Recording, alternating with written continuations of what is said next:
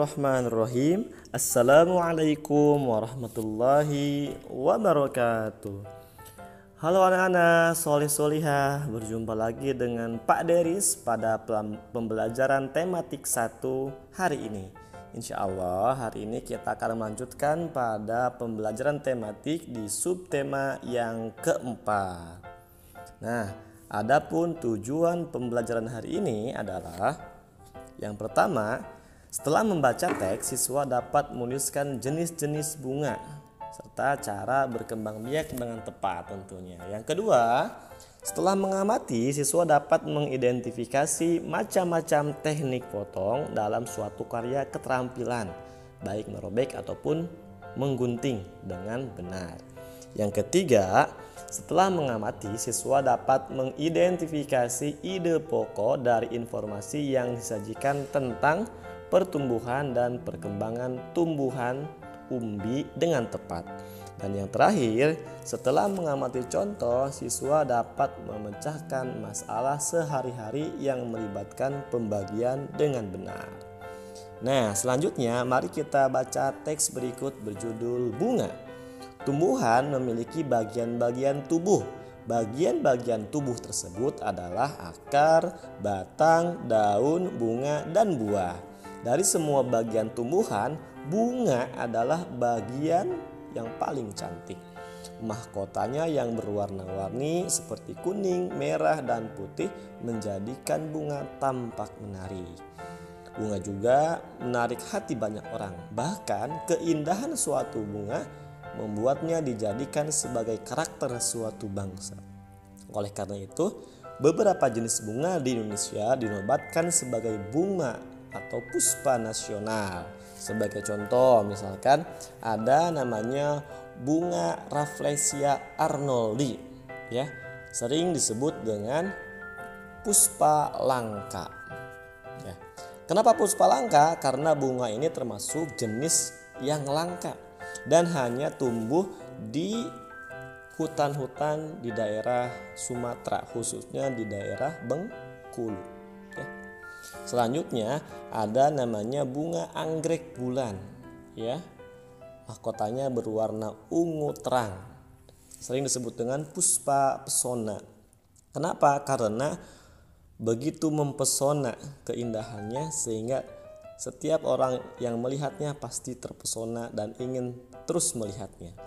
Dan terakhir ada namanya bunga melati, ya.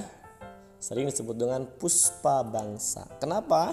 Karena bunga ini memiliki bau atau harum yang sangat disenangi banyak orang, ya.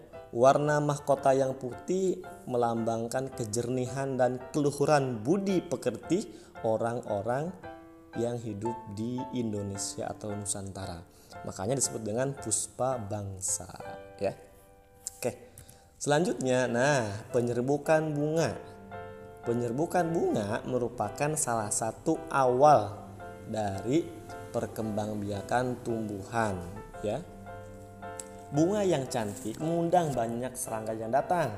Saat serangga hinggap, serbuk sari bunga akan menempel pada tubuh serangga. Selanjutnya, ketika serangga hinggap ke bunga lain yang sejenis, serbuk sari yang terbawa akan jatuh pada bunga atau pada putik bunga tersebut.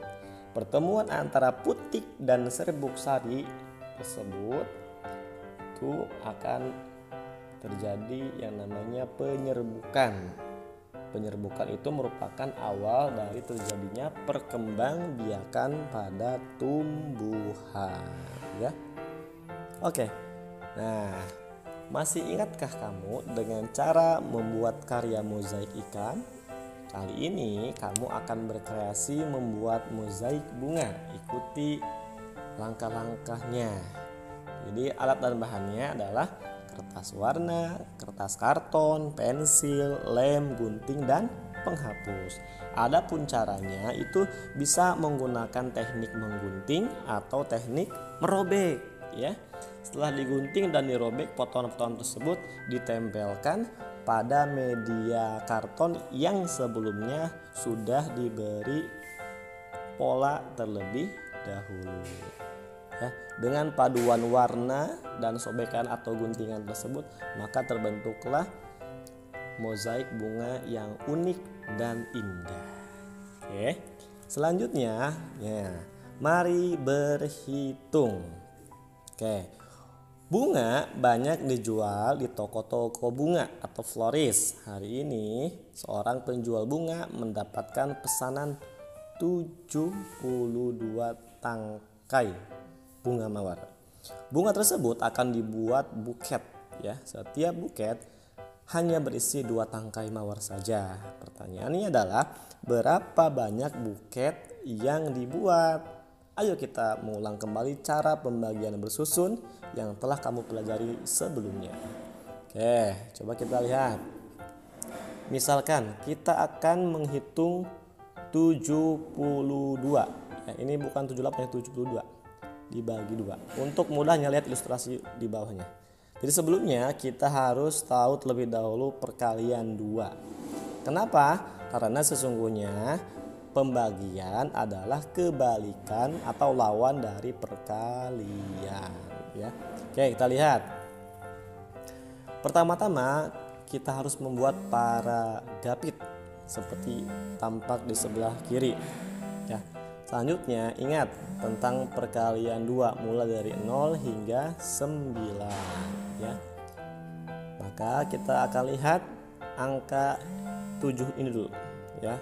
7 dibagi 2 berapa? Oleh karena itu kita lihat dulu.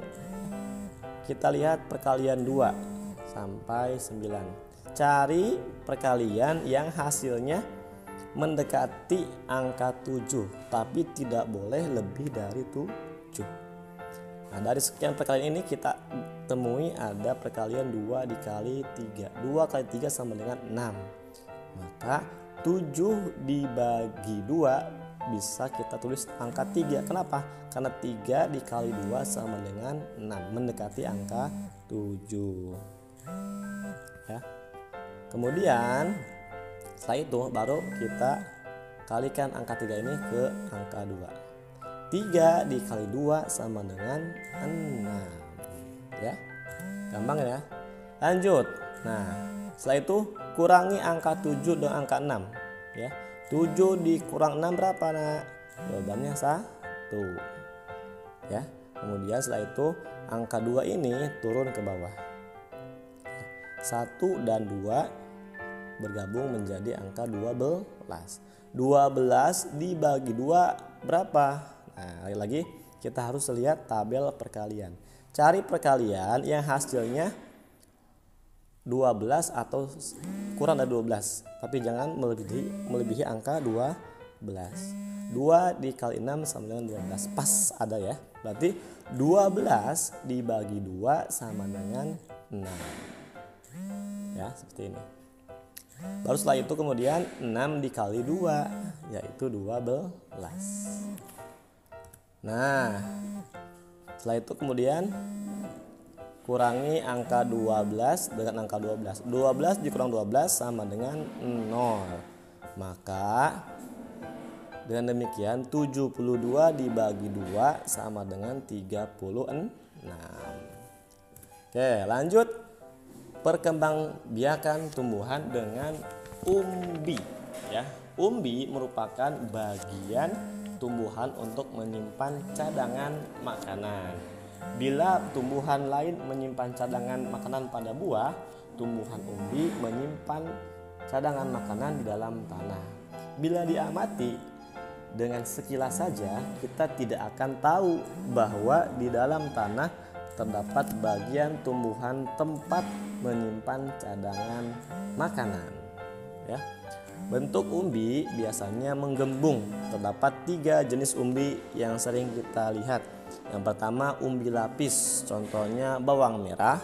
Umbi batang, contohnya kentang. Umbi akar, contohnya wortel. Selain itu, untuk menyimpan cadangan makanan, umbi juga merupakan alat perkembangbiakan. Bila umbi kita tanam, maka umbi akan bertunas dan tumbuh menjadi tumbuhan baru. Nah, untuk terakhir, soleh solihah, evaluasi pembelajaran hari ini, silakan Anda semua mengerjakan di buku pendalaman. Ya, yang pertama kegiatan 1 dan 2. Bagian A, kegiatan 1 bagian A, bagian B pada halaman 75, dan kegiatan 1 bagian A, B, dan C pada halaman 78-79. Baik, demikian materi pembelajaran hari ini, mudah-mudahan bisa dipahami dengan baik. Terima kasih atas perhatiannya. Akhirul kalam, assalamualaikum warahmatullahi wabarakatuh.